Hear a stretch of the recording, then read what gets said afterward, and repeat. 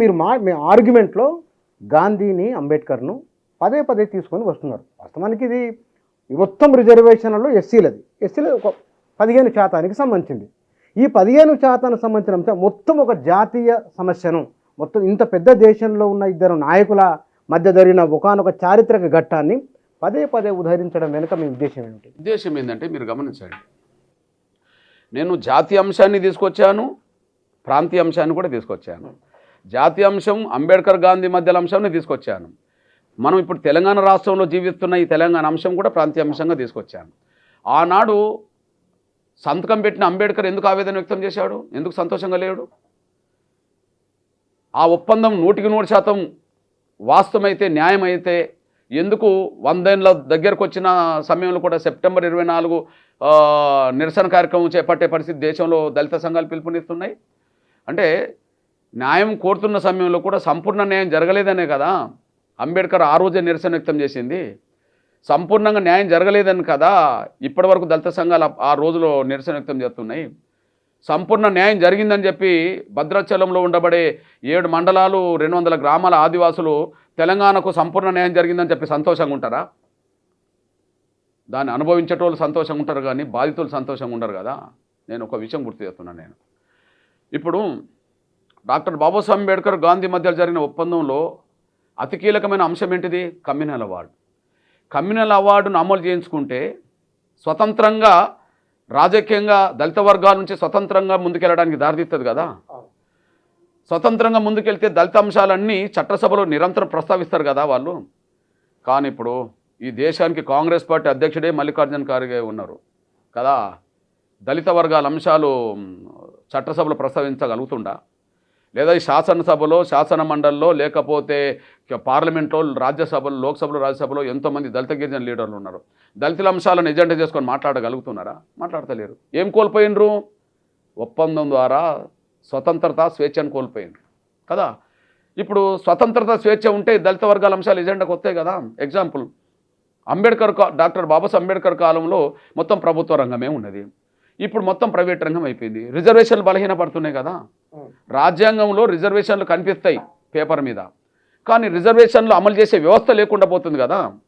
మరి ఈ వ్యవస్థ లేకుండా పోతున్నప్పుడు ప్రతిపక్ష పార్టీకి అధ్యక్షుడే, కాంగ్రెస్ పార్టీ అధ్యక్షుడే దళితుడు కదా మల్లికార్జున ఖర్గే.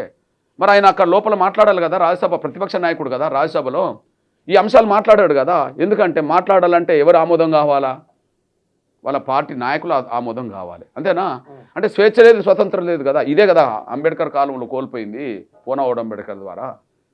అని నేనేమంటున్నానంటే, ఒప్పందం జరిగే సమయంలో కానీ, ఒక విజయం సాధించే సమయంలో కానీ లోపాలు కనిపిస్తున్నప్పుడు సరి చేసుకోవాలన్నా వద్దా అనేది నా ప్రశ్న.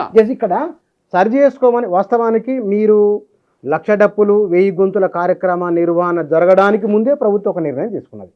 అంటే చాలా జాగ్రత్తగా ఆ కార్యక్రమం మీరు ఒక మాట చెప్పినా సరే వినడానికి సిద్ధంగా ఉన్నారు కదా వాళ్ళు. మళ్ళీ 1,00,000 మందితో సభ ఎందుకు?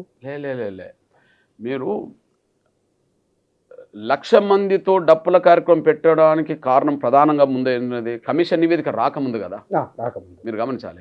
ఫిబ్రవరి 7 1,00,000 డప్పుల కార్యక్రమం సంబంధించిన అంశం. ఆ 7 కోసం మేము అంతకుముందు నెల రోజుల ముందు నుంచి కూడా జనంలో ప్రచారంకు మా కళాకారులు వెళ్ళారు. ఎంఆర్పిఎస్ అనుబంధ విభాగాలన్నీ ప్రచారం చేసుకుంటూ వచ్చేసినాయి కదా. మీ దృష్టికి తీసుకొచ్చే విషయం ఏంటంటే, 1,00,000 డప్పుల కార్యక్రమం అనేది ఎందుకోసం పెట్టాం? శాసనసభలో గౌరవ రేవంత్ రెడ్డి గారు ఇచ్చిన మాట నిలబెట్టుకోలేకపోవడం వల్ల 1,00,000 డప్పుల కార్యక్రమం పెట్టాం. ఆగస్టు 1న గౌరవ రేవంత్ రెడ్డి గారు మాట్లాడిన మాటలేంది? ఈ దేశంలో అన్ని రాష్ట్రాల కంటే ముందు తెలంగాణ వర్గీకరణ అమలు చేస్తాం, అంతకుముందు ఇచ్చిన నోటిఫికేషన్లు కూడా వర్గీకరణ వర్తింపజేస్తాం, అవసరమంటే ఆర్డినెన్స్ తీసుకొస్తాము అన్నాడు. సరే, మరి అంతకుముందు ఇచ్చిన నోటిఫికేషన్లకు వర్గీకరణ వర్తింపజేయకముందే 11,000 టీచర్ పోస్టులు భర్తీ చేసి వర్గీకరణ లేకుండా మాదిగలకైతే అన్యాయం జరిగింది కదా. అంటే ఇచ్చిన మాట నిలబెట్టుకునే పరిస్థితిలో రేవంత్ రెడ్డి గారు లేకపోవడం కారణం ఏంటంటే, రేవంత్ రెడ్డి గారు మాదిగలకు వ్యతిరేకమని నేను అనను. ఎందుకంటే వర్గీకరణ ఉద్యమంలో చాలా పాల్గొన్నాడు, మాదిగల పట్ల ఆయన కొంత న్యాయం చేయాలని అనుకుంటున్నాడే. కానీ అదే కాంగ్రెస్ పార్టీలో మాల సామాజిక వర్గం పలుకుబడి ఎక్కువ ఉంటుంది కాబట్టి ఆయన ఇచ్చిన హామీని కూడా అమలు చేయకుండా అడ్డం పడుతుంటారనే విషయం స్పష్టంగా 11,000 టీచర్ పోస్టులు వర్గీకరణ లేకుండా భర్తీ చేయడంలో సాక్ష్యమైపోయింది. ఇక మేము ఆలస్యం చేస్తే ఇంకా మా అవకాశాలు పోతాయని చెప్పి 1,00,000 డప్పుల కార్యక్రమం ప్రకటన చేశాం.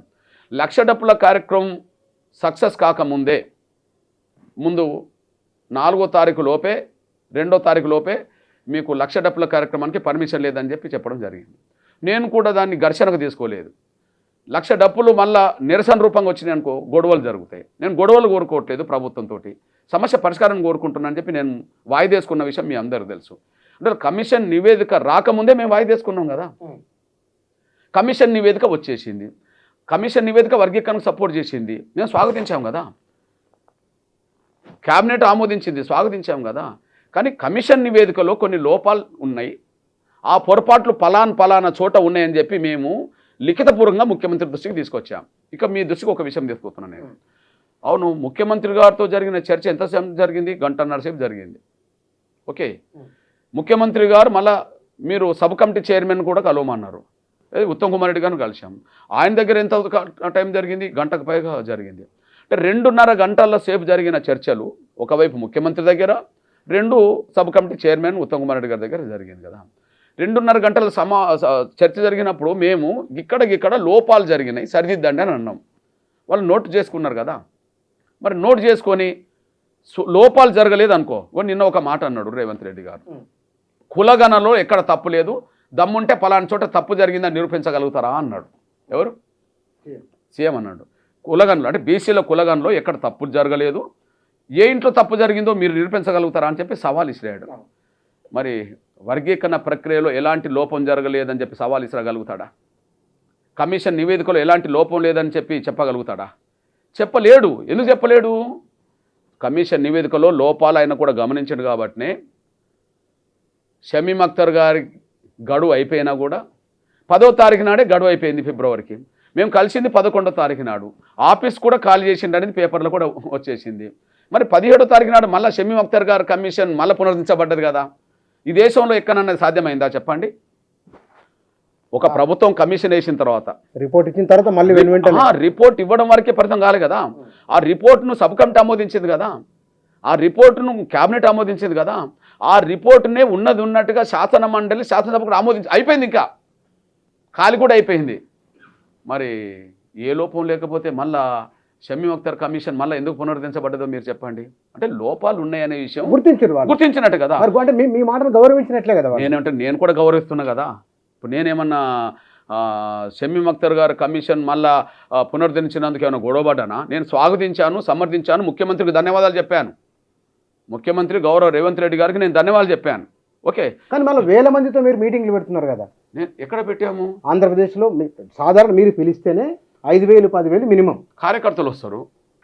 నేనేంటంటే విజయోత్సవ సభలు అనుకోవచ్చా? ఇప్పుడు విషయం అట్లా కాదు. విషయం ఏంటంటే ఇప్పుడు ఆంధ్రప్రదేశ్లో గౌరవ చంద్రబాబు నాయుడు గారి ప్రభుత్వం ఒక రిటైర్డ్ ఐఏఎస్ అధికారి రాజీవ్ రంజన్ మిశ్రా గారి ఆధ్వర్యంలో కమిషన్ పడ్డది. ఆ కమిషన్ నివేదిక త్వరలో రాబోతుందనే సమాచారం ఉన్నది అనుకుందాం. కాబట్టి కమిషన్ నివేదిక రాకముందు ఏం చేయాలి, వస్తే ఏం చేయాలి, అప్రమత్తంగా ఎట్లుండాలనే విషయంలో ఇక్కడ కొన్ని అనుభవాలు ఉన్నాయి కదా. ఏది ఈ అనుభవాలు? ఇక్కడ కొన్ని అనుభవాలు ఉన్నాయి కదా. ఈ అనుభవాలను దృష్టి పెట్టుకొని అక్కడ కమిషన్ నివేదిక రాకముందు మనం ఎట్లా అప్రమత్తంగా ఉండాలి అనే విషయంలో కొంత చర్చ జరగడానికి అక్కడ ఎగ్జిక్యూటివ్ పెట్టాం. ఇక్కడ నిన్న ఎగ్జిక్యూటివ్ జరిగింది. అక్కడ 22 పెట్టాం, ఇక్కడ 24 పెట్టాం. నిన్న ఎగ్జిక్యూటివ్ జరిగింది. ఎగ్జిక్యూటివ్ ఏమున్నది? వాస్తవానికి ఇప్పుడు మాదిగల్లోనే కొంతమంది దళారీ సంఘాలు కాంగ్రెస్ను భుజాన మోయడానికి సిద్ధంగా ఉన్న సంఘాలు, నాకు అభ్యంతరం లేదు, వర్గీకరణ చేస్తే మోసుకోవచ్చు. కానీ కొన్ని సంఘాలు కమిషన్ నివేదిక 100% కరెక్టు అని చెప్పి ఒక ప్రచారంలోకి తీసుకెళ్తుండ్రు. దానికి దామోదర నరసింహ గారు దాన్ని లీడ్ చేస్తున్నారు, కొన్ని సంఘాలను ఏర్పాటు చేస్తున్నాడు. మరి కమిషన్ నివేదిక 100% సక్సెస్ అవుతే మళ్ళీ కమిషన్ ఎందుకు పడ్డది? మళ్ళీ ఈ విషయాన్ని ఎంఆర్పిఎస్ కార్యకర్తలకు, అనుబంధ విభాగాల కార్యకర్తలకు ఎప్పటికప్పుడు అవగాహన కల్పించాలి కదా. వాస్తవానికి నిన్న స్టేట్ ఎగ్జిక్యూటివ్ ఆ అవగాహన కల్పించడం కోసం జరిగిన సమావేశం అది.